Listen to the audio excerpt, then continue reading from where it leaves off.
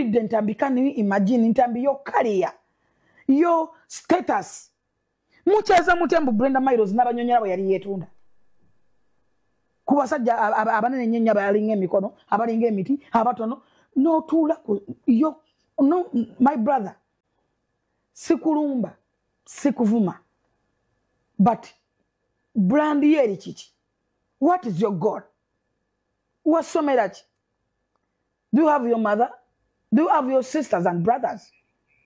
Not like a platform, no mukazi na kunyonyera ngabwe net na jetunda mu Dubai yabanga basajja abanene abampi n'abatono n'abawanvu ere kwetunda nayogera oguntu bweguti nayogera bweguti nayogera Ntambi omwana yasoma awunova ne we compare ngana ge full figure tasoma abantu abasoma tumanyi nti muri banja bulo ne bigambo bimulina temulina kuyogera. Not quite a platform mutu dene. Can you imagine? Nemu preaching ebi okwetunda nga oina sister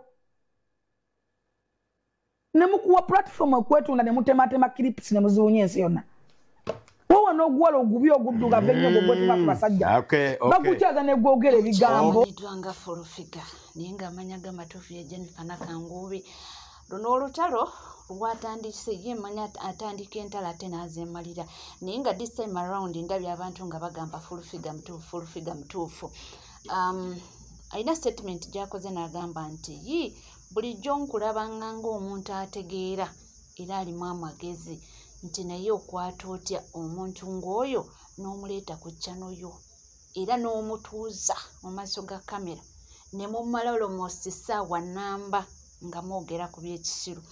Anze nawe fena tumanyi Brenda Miles, fena tumanyi biki bigambo kye biba bimuvaamu. Ye bigambo bye eva bibeere ebyokuwemula basajja bameka beekebaka nabo abayina ennene entono bye bigambo era nga wembyogedde bwe bitwe byabadde wali ku gundi. So ekyo kitabudde omukyala Fulufiga n'agamba no Ntambi mbadde nkulaba ng'omuntu ategeera era alimu amagezi mbadde sikusuubira ate kukyaza muntu ng'oyo at least nti abantu ng'abo balekera waliwo abantu abasobola kubakyaza naye siggwe simanyi oba Ntambi agenda mwanukula naye nga ndabye abantu era abasinga obungi bali ku sayidi ya Fulufiga bagamba nti abadde mutuufu nti mu butuufu Brenda Miles tali muntu wa kukyaza ng'amukyaza muntu ategeera muntu alina audience enungi muntu abantu kale gubakkirizaamu oba omuntu oyo ng'abantu bamwinamu essuubi abange katulinde tulabe Ntambi byanaaba akoze ki byanaddamu nze naawe nja kubanga mbibaleetera ate nga tuvuddeko eyo munnange omwana mulenzi eyavaayo n'avuma Obuganda n'avoola Ssaabasajja Ronald Muwenda Omutebi owokubiri n'avuma abakyala Abaganda nti basiru n'agamba Abaganda muli ba failures munnange omwana oyo baamukwata era nzijukira eggulire eryo nalikola naye ng'olunaku olwaleero asindikiddwa eruzira kwa limanda twamulabako ngali ne Frank Gashumba kyensuubira nti ayinza okuba Frank Gashumba kale bambi abaana baamuvuma nnyo ne bamulumiriza ne bagamba nti Frank yali mabegawo ekintu kino era Gashumba naye nga bambi musajja wattu yali talina kyakimanyeko ndowooza kwe kunoonya omwana ono n'amutunuzaamu kamera n'amugamba weetonde naye ekyo munnange kyali tekimala essaawa yakakati twegolera bamutadde oba bamusindisa eruzira agende kwa rimand eyo nno oba n'amalayo period ki gy'anaava then atandika okuwenemba n'emisango gye awo wanaamala bamusalire alyoke asaavinge.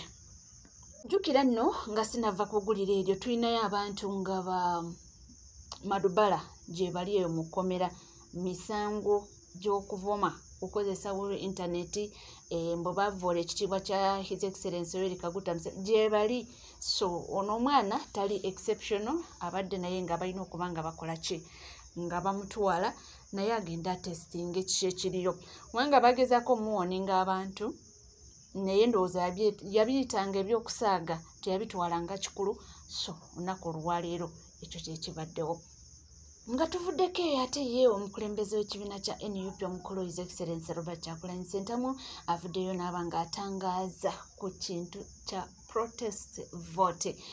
Agezezaako okunnyonnyola munnange gwe bw'obanga oli eyo obadde tonategeera ekintu kino kye kitegeeza kakati akatambikaako wuliriza bulungi. Bansabye okutanya ekigambo protest vote kubanga twalabye ono mukazi akolera Museveni awemula nga atadde ebipande say no to protest vote. Ekyo nno ne kindaga nti bayidde bwe twakutte wanyweddera tulemere awo. Abamu bagamba nti akalulu kwekugunga protest kwekalakasa to protest kwekalakasa okwekalakasa kitegeeza kasuka mayinja tekitegeeza kukola violence. Okwekalakasa kitegeeza kugaana ekyo ekikkakiddwako era ogaana mu ngeri ez'enjawulo. Waliwo abeekalakasa nga bakasuka mayinja, waliwo abeekalakasa nga bakutte mundu nga batta abantu nga Museveni ne banne bo beekalakasa bakutte mundu era ne batta bamama baffe ne bataata baffe. Okwekalakasa kwaffe tukututte mu kalulu. Protest vote ke kalulu ak'okubigaana oba ke bayita mbigaanye, omunyolo ke yandiyise nyanjire. Kana akalulu kakugaana obubbi, okutubbako ebiseera byaffe eby'omu maaso, okubba amalwaliro kwe kubanga osobola ogenda e Germany ne bakujanjabira zibiliyoni, okutubbako enguudo zaffe, otubbako amasomero gaffe, otubbako ebiseera byaffe eby'omu maaso. Tugenda mu kano akalulu okuprotesting oba okuwakanya ekiwamba abantu, okuwakanya ebive byonna Museveni ne babbi banne bye baze batukolako era bye bagenda maaso tukolako. So ke kalulu ke tugendamu ka kubigaana. Waliwo sayidi bbiri, sayidi enyigiriza n'enyigirizibwa. Bannayuganda basinga obungi tuli ku sayidi enyigirizibwa, ate ebintu byakalulu bya ani asinga obungi. So tukunze era tugenda maaso n'okunga bannayuganda. Tikuno si kwe kulonda kwa bulijjo, kuno kulonda okuprotestinga. Twagala buli omu tumubangule obwongo agende nga amanyi sigenda kulonda mukwano gwange, sigenda kulonda nti ngenda kulonda MP akyusiza embeera kubanga bwe tuba tetukyusiza system yonna ne MP takuyamba ne meya takuyamba. Tugenda mu kalulu kano okugoba ababbi, okugoba abasosoze mu mawanga, okugoba abatemu, kye bayita protest vote. We are going into this protest vote to protest against impunity, against theft of our features, theft of our hospitals and all our healthcare system, simply because you can go to Germany and be treated for billions while the Omaras that you use to suppress dissent are rotting away in a rotten healthcare system. We are going to the ballot to protest that, to protest impunity, to protest corruption. That is the protest that we are going into. Eranga akalulu ako twagala kagendamu n'obusobozi bwaffe bonna so that Museveni bwagezaako n'akabba nga bwe tusuubira bannayuganda buli omu kubanga bavuddeyo mu bungi buli omu alina ekyokulwanira. Ebisigadde agambye bamusabye atanye ku kigambo ekyo, so ndowooza amaze okubanga akyexplaininga bulungi. Nze naawe abaliyo nga tubadde tetunakitegeera ke kaseera bibyo ndowooza tulina okuba nga tubitadde nga tubitegeere bulungi by the time wetunatuukira kalulu nga buli kimu kiri waneeno. Ate waliwo amawulire gembadde n'akafuna nga gakagwawo nga galaga nti Komanda Eddie Mutwe naye ng'amaanya g'amatuufu ye Edward Ssebuufu nti ajja kuba nga atwalibwa mu kkooti e Masaka era nti ajja kuba nga avunaanibwa emisango omuli ogw'obubbi, omuli malicious damage, emboba yonoona kamera z'abanamawulire. Jjukira waliwo lisiti y'abanamawulire awo bwe bagamba mbu ekiteeberezebwa mbu Honorable Mathias Mpuuga mbu ye yarwenji nga banamawulire abo n'abateekawo nti babe nga bagulayo emisango ku bantu bano. So waliwo gwa theft, waliwo malicious damage, waliwo I think aggravated robbery, misango giri awo bwe gityo. So mbu ajja kubanga naye bamutwala mu kkooti nga bwe twadde tusuubira era bamugasse kuba Mr. Smart, Cleo Kivumbi wamu ne General Gaddafi. Tuvuddeko era nga tweyongera n'amawulire ag'enjawulo munnange twalabyeko omukyala Honorable Joyce Baagala Ntwatwa nga si musanyufu era yabadde mukambwemuko mu bigambo ebyo byadde ayogera naye nga womanyi nga womanyi abaana nabo si bangu omwana amubuuziza ekibuuzo ye wange wali osuubira nti Mpuuga ajja kutwala wa jjukira bano bonna bwe batyo nga bwe bava mu DP babanga beesooga ekibiina kya NUP naye essaawa ya kakati kaadi egenda kakati kwe kulajana Joyce baagala kati gwe wali omanyi Mpuuga akutwala wa amanyi muyimayima namu wali omanyi Mpuuga akutwala wa Mpuuga kanaabe Mpuuga emmotoka tiyali yiye ejasi mugezi naffe tumanyi misango gwe wakola naye ekituufu kyetumanyi tukakasa kiri kimu nti wadduka neekanaabe emmotoka ate nga teyali yiye bakugambanga nti emmotoka si yiye nga towulira owooza ngenda nawa mmotoka etulindira mukoona kaneno baagula emmotoka ate nga teyagala kudda mukwala omusango gwakola ogumanyi wadduka neekanaabe emmotoka ate nga teyali yiye okitegedde ekintu ng'ekyo ojja kuyita ku bugumiikiriza okitegedde munange byebyo ebitambula byebyo ebigenda mu maaso naye ng'ensonga ya kaadi eyo ekyakaabya bangi era nga mwe muli n'omukyalo oyo Joyce Baagala Ntwatwa this time around mu butuufu ayinza okubanga tagenda kubanga ajeddiza kaadi ya NUP ate munange nga tuvuddekire eyo era nga tweyongereyo waneeno tubeera n'amawulire mangi nnyo Kasavu Kanyama ate waliwo olutalo lwa Habiba luno si lupya abasinga obungi mubadde ku intaneti ano muze nga mubiraba ebintu bino naye munna amuwadde warning n'amugamba nti munnange ffenna tulina famire onoonya views nkubuulirako nga mukazi munno kino kyo nkikubuulira Habiba ojja tuuka ekiseera ng'onneetaaga ng'ate tondaba ojja tuuka ekiseera ng'onneetaaga ng'ate tondaba Habiba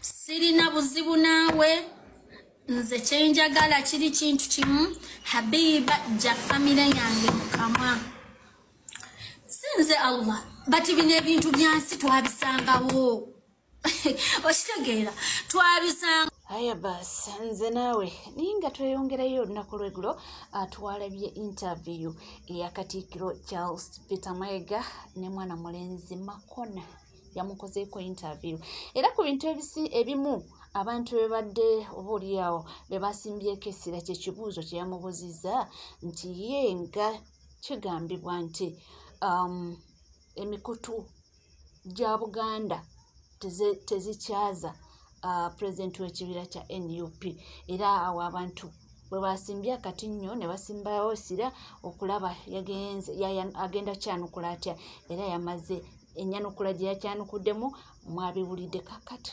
kakati tulina omukugu aze mu kwanalayizinga ensonga eyo bulize bulungi bibino Ssebo ow'ekitiibwa Katikkiro Charles Peter Mayiga mu interview yemu wabuuzizza nti mukoddomi Kyagulanyi Robert Ssentamu talina ssimu yo lwaki bw'aba alina kyayagala okumanya ku bigenda mu maaso Mmengo takkubira era lwaki bw'aba alina kyayagala okumanya ku Ssaabasajja Kabaka omuli n'obulamu bwe takkubira ssimu Ssebo ow'ekitiibwa Katikkiro kyekibuuzo naffe kye kimu kye twebuuza nti gwe tolina ssimu ya mukoddomi wo lwaki buli ajja okulaga obukyamu bwa His Excellency Bobi Wine olagirawo nti ye mutuufu nga ye tomukubidde essimu kuwuliriza sayidi ye era lwaki Kyagulanyi bw'afunamu obutakkanya ne bakulembeze banne ne bajja okuloopera ogambirawo nti omwana oyo mukyamu genda ku CBS omusandabule nga tosoose kuwuliriza sayidi ye Ssebo ow'ekitiibwa Katikkiro katukitwale nti ye ggwe mulamuzi w'ekitaawuluzi misango mingi egijja mu mbugayo n'ogisala naye ng'ate tosoose kuwuliriza ludda luwawaabirwa oludda oluwawaabirwa terukujeemerangako nti waluyita mu mbugayo lwewozeeko ne lugaana kuba twaligambye nti lwajeemera embuga oba ekitaawuluzi ky'ekyalo naye ekitaawuluzi bwe bakireetera omusango naddala nga gukwata ku Kyagulanyi awo tewabaawo kuwoza tewabaawo kunoonya bujulizi era tewabaawo kuyita muwawaabirwa wabula gusalirwawo era nga singa obeera mulamuzi wa kkooti olagirawo nti ono yennyini omuwawaabirwa atakkirizibwa kwewozaako avugirwewo atwalewo eruzira. Kyova olaba buli awalana Kyagulanyi ne bw'aba bulijjo tajja ku CBS ko lwafuna airpule ba Franka Gashumba ba Hudu bani ne bw'aba bulijjo takyala ku CBS oba ku BBS as long as apiikinze interest mu kuwalana Kyagulanyi n'okuboola Kyagulanyi taddamu kuva ku radio ya Buganda.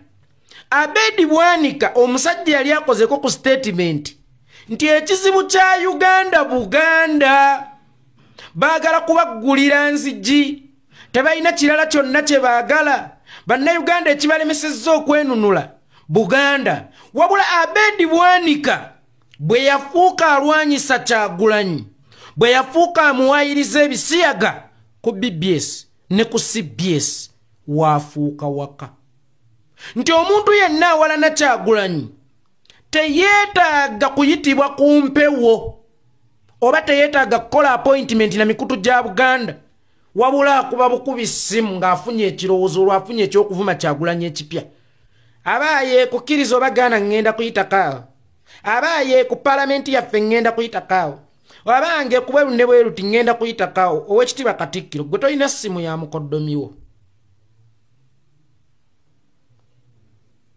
Lwaki gwe tomukubira okumanya sayidi ye oba lwaki tomuwa omukisa okumanya sayidi ye kubanga okujja kwaba n'ennyo abakkakkanya Kyagulanyi n'obukulembeze bwa National Unity Platform wadde nga luli baali tebajja nnyo kyekiraga ensonga lwaki ye Kyagulanyi ate mwanattu yagaanibwa okujjawo.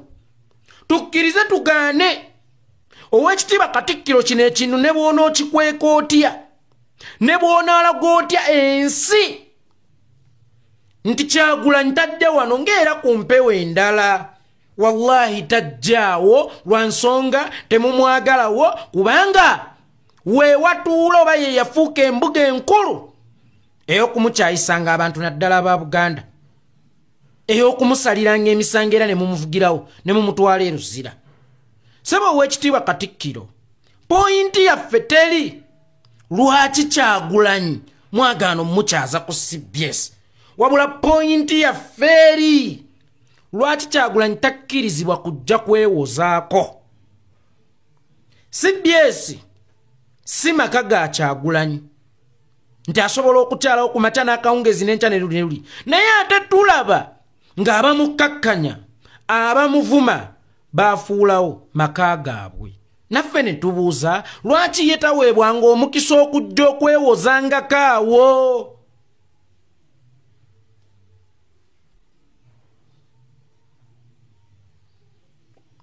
Lwaki ye taweebwa omukisa okujja okuwulira sayidi ye ne kkooti za Museveni ezirimu abalyake ezirimu abakenuzi waakiri zikuwa omukisa okuwuliriza sayidi yo naye kkooti kyeno egabira sayidi emu omukisa omuwaabi ne yeererejja ng'omulokola awa obujulizi mu kkanisa nti ye tabaako na challenge awa buwi bujulizi n'ayogera Kyagulanyi kino n'ayogera Kyagulanyi kino nga tewali ayinza ku challenge nga kigambo kye kyonna naye nga ate ye Kyagulanyi taweereddwa mukisa kujja kwennyonnyola ku bwebeera kkooti eyo ebeera y'amazima na bwenkanya. Sebo Oweekitiibwa Katikkiro bw'abanga Kyagulanyi talina kusiibaawo era nga talina kusulaawo lwaki tebba abalala abamulwanyisa oba bapiikinze interest mu kumulwanyisa ne kumukkakkanya basiibaawo kavuna kata basobola okusulirawo ddala. Sebo Oweekitiibwa Katikkiro Oweekitiibwa Katikkiro n'embwa emanya gye bajagala bw'eba embwa esobola okumanya gye bajagala ne gye batajagala ekituufu kiri nti Oweekitiibwa Katikkiro totwagala. Ekituufu kiri nti Oweekitiibwa Katikkiro tewatusiima oba busiimi oba muze gwakusekeeterera simanyi naye ng'ekituufu kiri nti totwagala ne bwoneeka zootya n'ebikolwa byo byennyini biraga nti birina oludda. Era Oweekitiibwa Katikkiro ezimu ku nsonga ezaasinga okutwawula oba ezimu ku nsonga kwe wasinga okulagira nti tokyatwetaaga zaali za buli bwanguzi oba Mathayasi Mpuuga Nsamba ssebo Oweekitiibwa Katikkiro. Ssebo Oweekitiibwa Katikkiro omwana omubi avumaganya nnyina na kitaawe. Ssebo Oweekitiibwa Katikkiro omwana bw'abba ng'aleeta waka bayinza okwokyezaamu ewaka. Ssebo Oweekitiibwa Katikkiro nze ndabye amaka mangi agakooneddwa naye ng'abagakoona tebafa ku baana tebafa ku mukyala wabula nnyinimu nti mubbi. Ssebo Oweekitiibwa Katikkiro okkirizza obusammambiro munnaffe bwe yatwala ow'omutima omunafu eyakemettererwa emmeeme busuule Buganda era batubrandingi ng'ababbi. Ssebo Oweekitiibwa Katikkiro otera okulaba komedi. Bannaffe ab'engulu babazannyanga basikaali, bannaffe ab'ettolo ne babazannyanga abaffala, bannaffe abasoga ne babazannyanga abasiru abantu abo bwe mulaba, ab'e Buganda ne babazannyanga ababbi. Bwe tuba tutambulidde mu mbeera ya komedi emyaka 15 naye nga definition y'Omuganda ntebakola naye kyama, tebamuteresa kiraamo era asobola okutta wadde mubadde mwenna mu ddiiru n'akutwalako ssente kubanga baagala nnyo ebyenfuna tubadde tubawadde ensonga nti batuufu. Era tuyinza tutya Oweekitiibwa Katikkiro okuvaayo ne tukubanga ensonga eyo nti mulekeraawo eggwanga lyaffe okuli apulayinga ku bubbi ng'omubbi asiiba mmengaawo, ng'omubbi bw'amala okubba addukira Mmengo ng'era ekimukweka kyambalo kya Waakitiibwa, ng'ekimukweka linnya lya Ssaabasajja Kabaka, ng'ekimukweka nnyumba ya Buganda. Ssebo Oweekitiibwa Katikkiro Abaganda na yonna gye tuba tutambulidde tuliddamu okwesigwa. Nga bwe tubeera mu mmotoka omukulu ne bw'ayisa omukka mwenna mutunuulira mwana, singa ekintu kibula nga tuli mu Buganda oba newe tuba mu Buganda naye ng'Omuganda aliwo omu ani agenda okutunuulirwa nga Ssebo Oweekitiibwa Katikkiro? Ani gwe bagenda okuteekangako amaaso Ssebo Oweekitiibwa Katikkiro nti ebintu ebibulidde oyo Muganda gwe mulina okusooka okusimbako amaaso n'essira? Naye ng'ate Ssebo Oweekitiibwa Katikkiro ne Mwankole waliyo amakomero era galimu n'ababbi, n'Ettolo waliyo amakomero era galimu n'ababbi, naye baatusiiga ekifaananyi nti Abaganda tuli baki? Tuli babbi. N'omuntu ssekinnoomu bw'akola ekintu bakiteeka ku Baganda te nammwe ne mujja ne mukikkaatiriza nnyo kubanga bba addukira Mmengo ne yeekweka mu ssuuti y'Oweekitiibwa, ne yeekweka mu ssuuti ya Kabaka yampa obwami. Ebiseera ebisinga kibeera kya buvunaanyizibwa nnyo tusigire bannaffe ekifaananyi kye tetuli babbi era ne bwe tulaba omubbi tumwekubira. Oba ntegeerekese bulungi mukama wange? Otherwise Oweekitiibwa Katikkiro situlina buzibu naawe, era okuyayaana kwaffe si kwa His Excellency Bobi Wine Kyagulanyi kujjanga ku mpewo za Buganda ayogere, naye okuyayaana kwaffe kuli nti kujjanga yeewozeeko, kuba eyo tekyali mpewo buwewo, tekyali radio buradio, wabula mwagifuula ekitaawuluzi. Bampuuga babwanika mwe baleeta empaabi, era abalamuzi ba Buganda nga be bantu abawuliriza ne bawunzika nga bagamba nti omwana oli Kyagulanyi ayinza okuba emukyamu kubanga eddoboozi lye lizibikiddwa yo okujja okwennyonnyolako. Ffe situkubanja kujja kwererejjeraawo oba kwogereraawo, naye tuba twagala kujja ku refutinga ebibeera bitwogeddwako, kuba sipiidi kwoleetera ababituvuma y'amaanyi nnyo, naye ng'ate tolina gw'oleese kujja bisaabulula ekigendererwa kibeera kisebo. Era bwe tuba tupima mu gwe kyogandi Bwanika wansonga nnyo mu ggwanga okusinga Kyagulanyi. Bwanika asiiba awo wansonga nnyo e Buganda okusinga Kyagulanyi. Era Kyagulanyi ono bwe baba ku mikutu emirala tebamuyita naye wala gwe asiibeeyo asiibeeyo. Kulisimansi mmeka gwe zoolidde ewatali wammwe oba ewuwo? Kulisimansi mmeka zooliridde ewatali wammwe oba ewuwo? Kiyinza okwewuunyisa nti omwana agenze ewa nnyina n'aliirawo Kulisimansi ng'ate tagenze wa muliraanwa. Ewammwe ewaka w'olina okusinga okukyala oba okubeera oba okugenda kubanga weewammwe. Kisobola okuwa ekyokwewuunya ennyo omwana bw'ava mu kibuga n'ayita ku nnyumba ya mama we n'agenda ewa muliraanwa n'aliiraawo. Ne Kulisimansi jja n'aliiraawo. Naye omwana ewaabwe w'alina okusinga okusiisira era n'okuseegera. Kakati ate ewaffe we twalisiisidde era we twaliseegedde batugobawo kiryokke. Naye ate we baleeta abatuvumira ddala ne bataba bawaka. Gashumba ssebo omusanga ku CBS ng'atudde agadadde avuma Kyagulanyi, akakkanya Kyagulanyi. Naye nga nze yeekolera itongwa nali nsibiddwako mu kkomera ennaku 3 lwakwenganga Gashumba lwe yavuma Oweekitiibwa Katikkiro. Bw'oba tokimanyi ssebo Oweekitiibwa Katikkiro nti nali nkulwaniriddeko, nti nali nsibiddwako Gashumba lwe yakuwemula, ate yoyo gw'oleeta olw'okuba kaakati mulina ekibagatta in common bakiyita kuvuma Kyagulanyi. Bw'aba Gashumba asobola okwegazanyiza ku mpewo za CBS ate Kyagulanyi yagamba ndi muvandimwe ffe abavandimwe ffe abavandimwe asobola okwegazanyizaawo. Naye ng'oli eyeenyumiriza mu kubeera Omuganda nga yeeteekako ne tayito nti omubanda wa Ssaabasajja Kabaka yetakkirizibwa kujjaawo. Ssebo tetusaba oba okuyayaana kwaffe tekuli nti Kyagulanyi ajje ng'awo ayogere oba Kyagulanyi ajje yeererejjere ng'awo, naye kuli nti abamuvuma bajjaawo ate ye n'ataweebwa mukisa kujja kwewozaako ssebo Oweekitiibwa Katikkiro.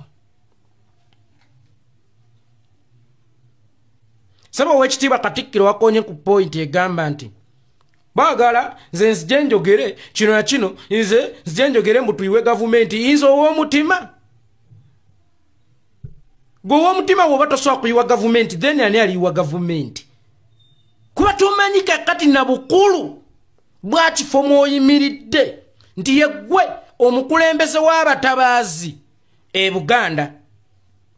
Joash Mayanja Nkanji Mukuumaddamula yalulimu butereevu nga n'Obwakabaka tebunnadda olwaleeta Museveni mu buyinza.